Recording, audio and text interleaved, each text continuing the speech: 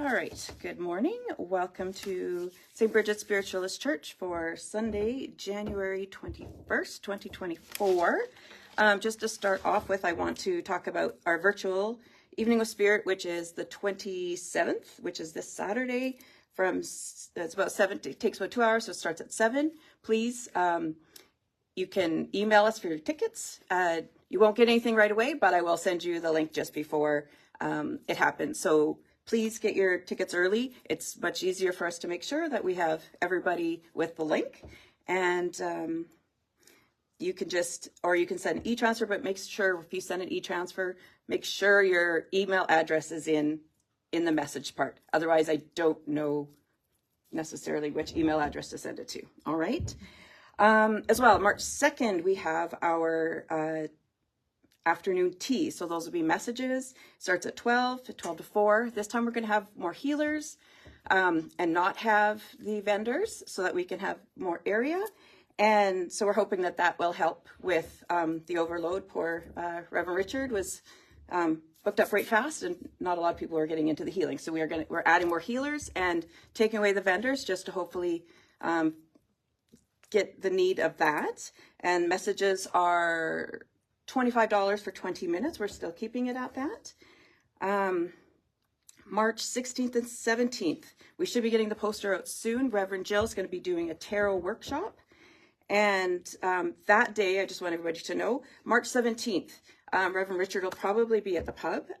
But the rest of us, we'll be doing an online service that day so that the people who are doing the tarot workshop are here. But we'll be doing online on March 17th. Just for everybody else. And April 20th and 21st, Reverend Richard will be doing the psychic development course with Miss Debbie is going to be assisting him. And this is, so it's how we start, and then you can decide if you want to go to Circle. It's very popular when we have it.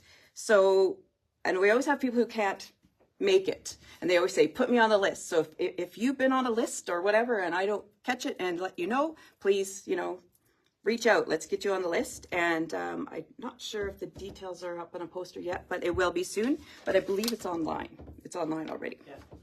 All right. We're going to advertise it early, so people get... Yeah. Well, we're advertising it now, so we're good. Also, with St. Bridget's,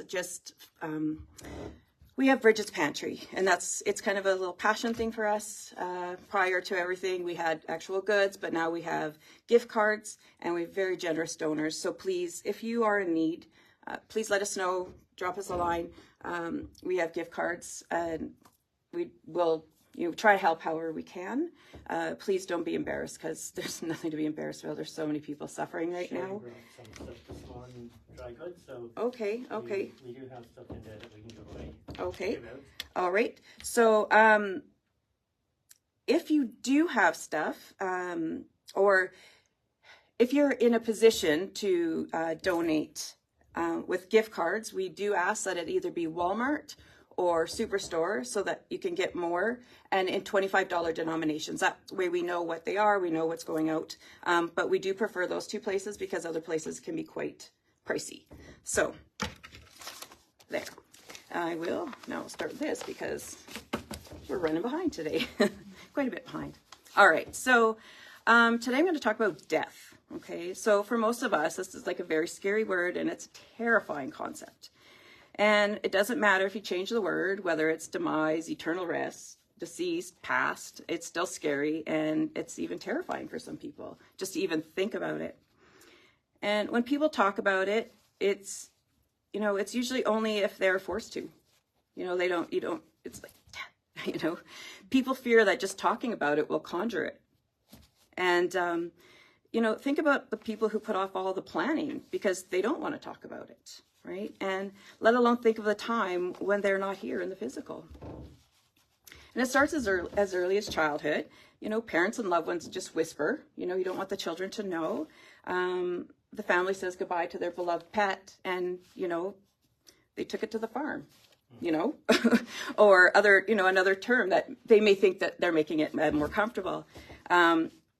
Maybe grandma's going for a trip to the farm too. Imagine what the child would think if he was, oh yeah, grandma's going out to the farm. It's like, oh, well, that happened to Sadie, and she didn't come back, so that's gotta, they're gonna fear to go to sleep or to ever have anybody say they're going to a farm, right?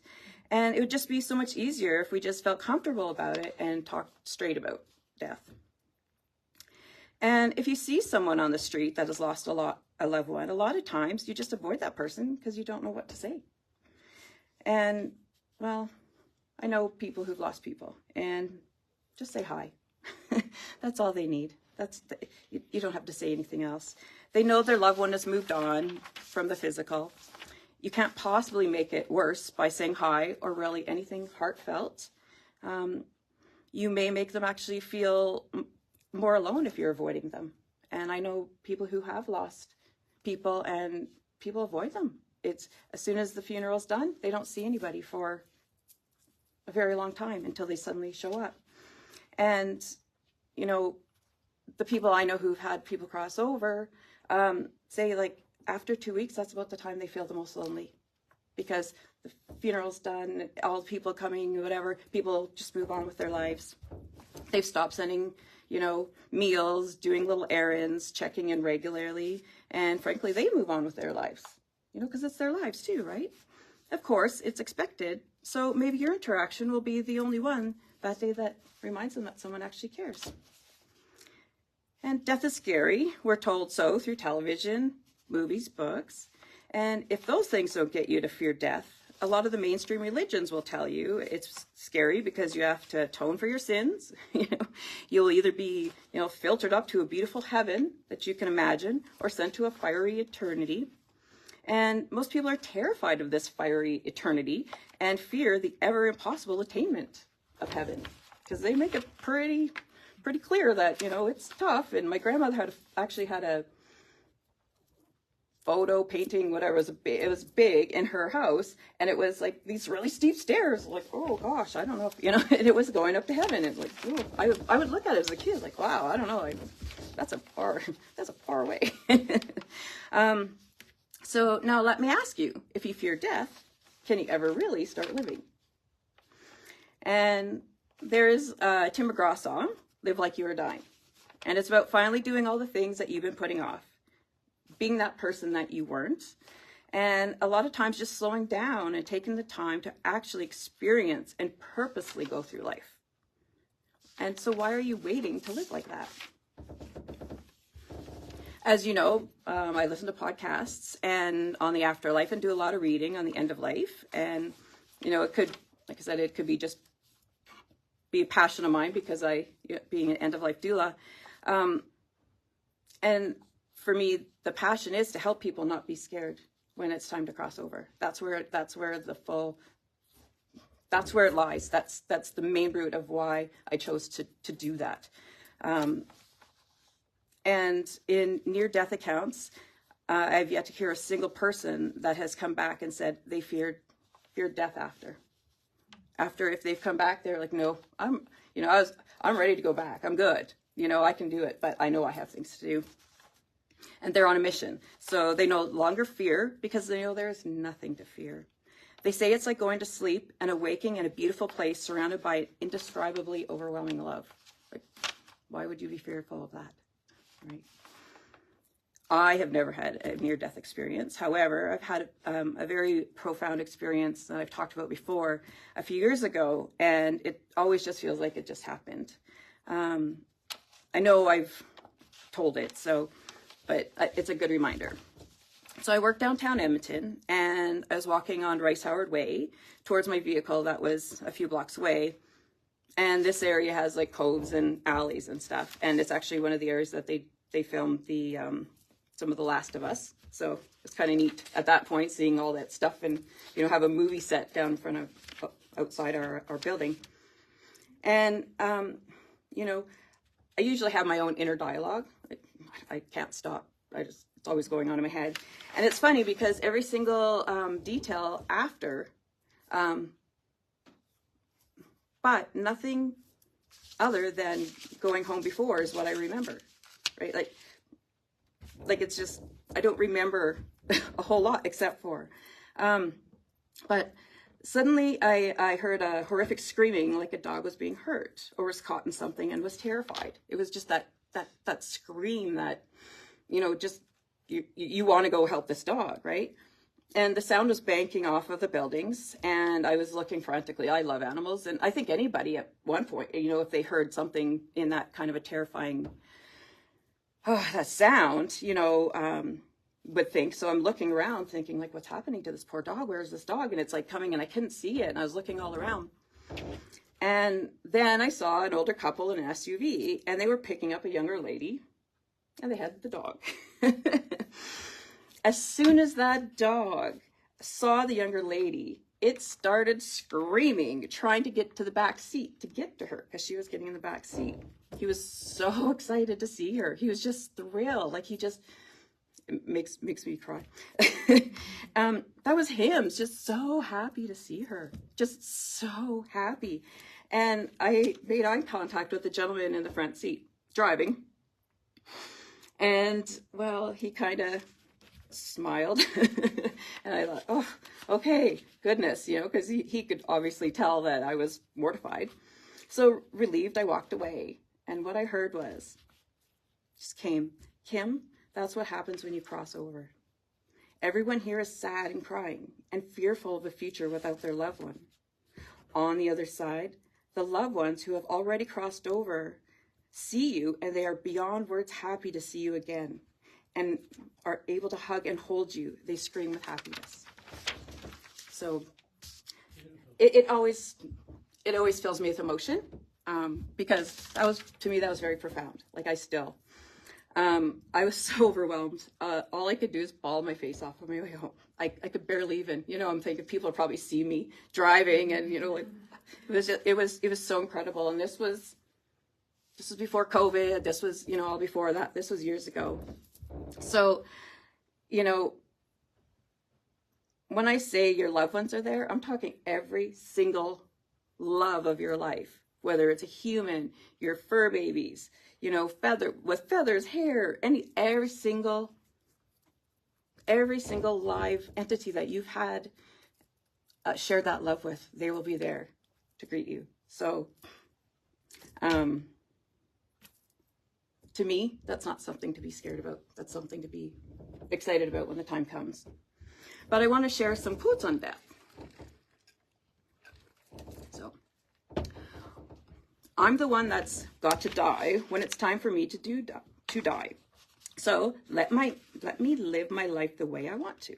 And that was Jimi Hendrix. Death, taxes, and childbirth. There's never any convenient time for any of these. That's Margaret Mitchell, who wrote Gone with the Wind. Those who are afraid of death will carry it on their shoulders. That's pretty profound, actually. That's a Spanish poet, Federico Garcia Lorca. Our dead are never dead to us until we have forgotten them. All right. And that's George Eliot, who's an English author. So, I asked a spirit guide through his trance medium, probably like in the summer, what happens when a person goes missing and crosses over, leaving the family in despair looking for them? And in particular, my concern was the Indigenous women who are going missing.